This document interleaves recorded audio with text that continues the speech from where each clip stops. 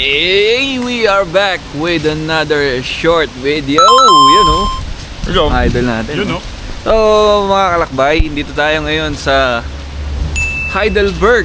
So, part pa rin siya ng Germany, pero more on the ano siya, malayong part. So, mga kalakbay, anong history natin dito sa Heidelberg bilang isang Pilipino?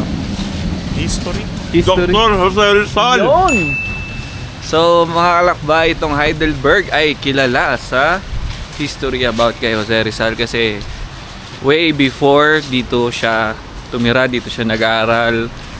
Dito niya sinulat ang The last chapter of Noli Me Tangere. yun. Saan? Sa Wilhelmsfeld.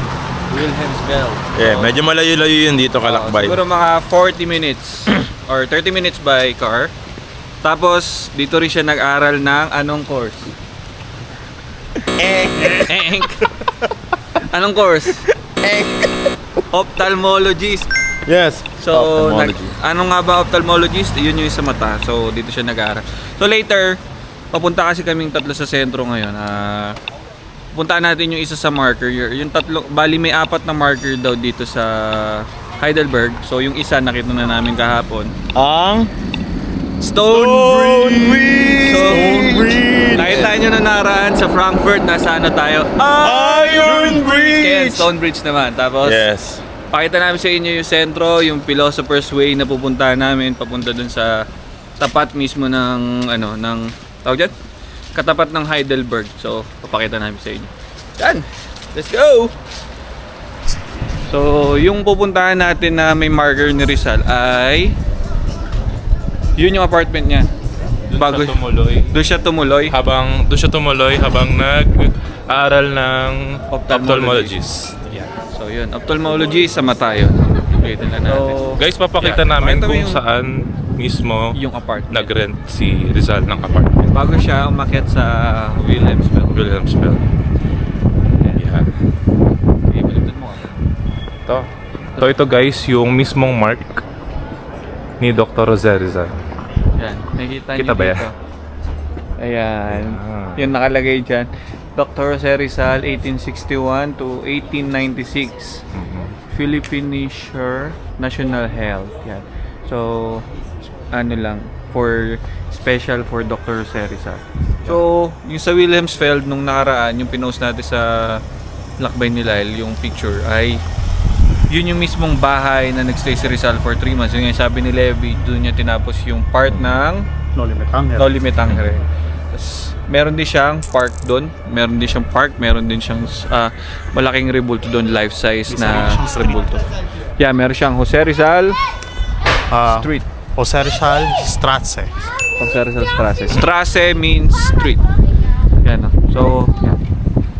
Ganda nung dito. Ang ganda ng center. Kasi hindi ka maliligaw. Isang diretso lang. Ikaw, may trivia ka pa ba, Kap? Wala po ate. Yan. So, yesterday, kumanta tayo dito. Nag-offer tayo ng kanta para kay Rizal. Yan. So, tara, tuloy lang tayo ngayon. Punta tayo doon sa tapat. Doon tayo sa tapat. Stonebridge tayo ngayon. Let's go! Let's go! And guys, so we are now here at...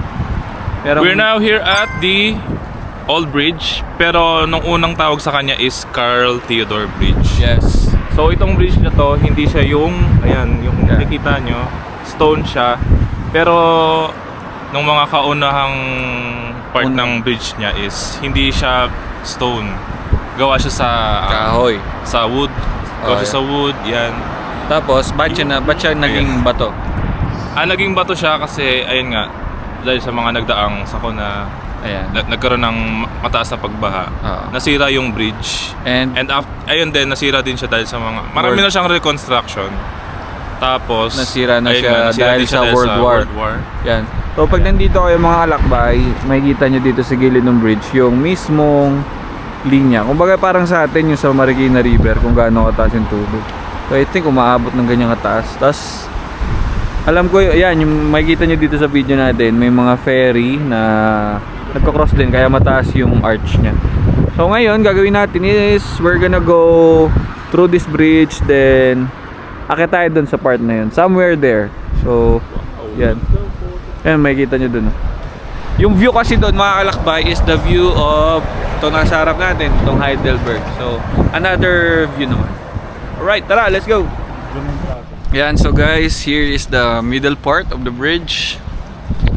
Yan, so makikita nyo dito, ito yung gitnang bahagi. This is Heidelberg.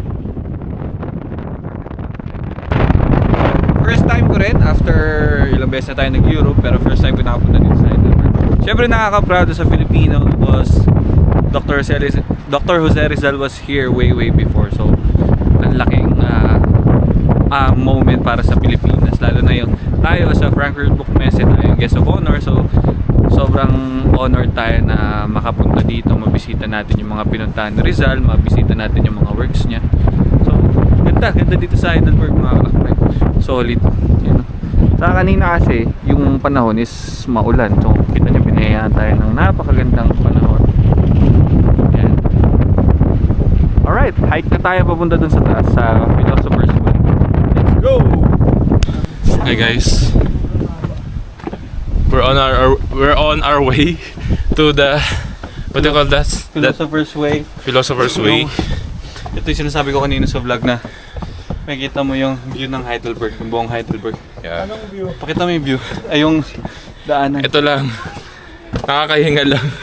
Dahil yan, paakyat siya. May maliit siyang daanan going up. Yeah.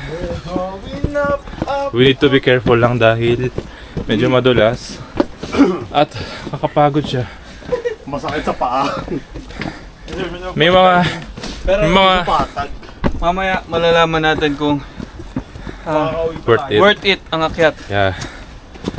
Yung So- matanda sa likod, pagod na. So tayo, may mga nakita tayong mga matatandang pababa na. So, walang Pero- rason para mapagod. Yeah. Kakayanin. Kakayanin. 25 pa lang tayo. 26. Elevation ito. Ha? Yeah. So guys, kita-kits na lang dun sa taas. 5th floor. Kuya, kita-kits na lang sa taas. Dito tayo sa taas eh. Andito na! Woo! Ayan guys, kita nyo na ba yan? Konti na lang. Tiyak na kami. Hi guys. Okay. Wala pa tayo sa kalahati. Hindi, kalahati na. Ano sa kalahati na? Kalahati na. So, merong spot dito na may pwede kang magpahinga. So, nakikita nyo dito. Ayan. The view of Heidelberg. So, andun tayo kanina. Ito yung bridge. So, mamaya, doon naman tayo sa side na yun, sa may castle. Doon tayo magpapaabot ng sunset. Sunset din. Ito yung masayang pagod. Ito yung masayang pagod. Worth it, worth it. Nakita. Worth it. Yeah, approve. Yes, sir! 10 out of 10. Yeah, so if you wanna go i-try itong path na to, search on Google Maps Philosopher's Way, tapos ano lang, yung walk lang para lumabas. And guys, so narating na natin ang tuktok ng Philosopher's Way. Dito na tayo sa pinakataas. Yan na, napakagandang view. Grabe. Sobrang ganda. Sarap mag-picture. Ganda mag-picture dito. Worth it O yung kanina, pagod. worth it, no? Sobrang worth it. Mga ilang minutes natin nakit? Less than 20. Less than 20. 20. Yan. So yun nga, yun yung Stone Bridge. Tapos nakit natin mga 20 minutes siguro na dire-diretso na maliit na skinita yung kanina. Tapos kanina ito lang yung view, hanggang dito lang sa side na to. So ngayon, the whole 180 view na ng Heidelberg may kita mo dito. Saka doon sa dulo, papuntang expressway, papuntang Frankfurt. Ganda! Di lang ma-justify ng ng camera kung gaano kaganda, pero sobrang ganda talaga. Tapos ayun pala, mayroon ding yan, yung mga cruise, river cruise, pwede nyo ring i-try yan pag nandito kayo sa Heidelberg. Yan, tara ngayon, baba tayo, siguro mabilis ang baba, then gonna go naman sa castle, doon tayo magsa-sunset view. Alright, sarado mo na, Kap. Yan guys, so dito na tayo ulit sa baba. At nakita natin ulit ang Songweavers Philippines! Yun o. Doon tayo kanina o. Somewhere dyan. Kalakbay. Shoutout sa papa daw ni Cam. Nanonood Sa siya. daddy ko, hello po. Sa mga pamangkin ko, sa mama ko na nandoon. Charis. Sa mama ko na nandoon. Manood na kayo. Manood kayo, support. Ayan, te. Gusto ko makita yung face na ko. So ngayon, ang mga kalakbayan ngayon palang pupunta sa Castle. sa castle. Kami kakagaling lang namin doon at super ganda na para bang nasa South Korea ang vibe doon. So sa ngayon, this is gonna be our last day here in Heidelberg. Kasi we're gonna travel to Sweden tomorrow. And itong Germany, panibagong journey na naman with Kalakbay. So support natin siya, guys, kasi kailangan din namin 'to. Hindi kami naging may contractor eh. Yes, sir. 'Di ba? Charez. Yan. So guys, papunta na tayo ngayon sa castle. Siguro mga around 20-minute walk going up to the castle. Pero ito naman ay kalsada, kaya no worries, no problem. Di mahirap ang daan. Right, let's go. Ayan guys, so we're now here at the castle. Tarating din natin sa napakalayong lakaran. So, from the bridge, kailangan nyo maglakad ng siguro mga around 25 minutes. Napakatarik din ang daanan. Oh, ganda. Ganda ng castle. Nabiyayaan din tayo ng magandang panahon dito. Kanina kasi, mas maaraw nga lang doon sa way natin yung nandun tayo sa kabilang side. Pero, hindi itong way. Astig. Kita nyo yung view ng Heidelberg here. So yung castle dito, ruins na lang siya. So, constructed way before 1214. Tapos may isang part ng castle na nasira dahil sa kidlat. Tama ba, Rod? Nasira dahil sa kidlat? Yeah. Yan. Tinamaan ng kidlat yung isang part ng castle. Pero di namin alam kung saan eh. Oo, kasi yung kabilang side, pwede ka rin naman pumunta doon. Kasi ang alam namin, pwedeng pumunta dito kahit sa labas lang kayo, pero sa loob yata, alam ko mayroon na yata ang entrance fee. Pero very nice din naman. Ganda. So, it's currently 5:43 in the afternoon. Pero maliwanag pa rin. Buti na lang. Kanina umambon-ambon. Nabiyayaan tayo. Yan, so mga kalakbay. If you're new to my channel, please like, comment, and subscribe, and ring the notification bell para updated kayo sa mga trips natin. So, tomorrow we're gonna fly to Sweden. Tapos, doon naman tayo. We're gonna fly to Sweden para doon naman ang ating third location ng ating Songweavers tour. Tapos, after that, siguro may mga 5 locations na tayo na pupuntahan. With Songweavers Philippines, yun o. Songweavers Philippines, go muna tayo. Base boys. Yan o, yung mga base boy. Yan, sa mga kalakbay. Napakagandang view sa Heidelberg. Napakaganda. So, don't forget to stay safe and peace out. Oh!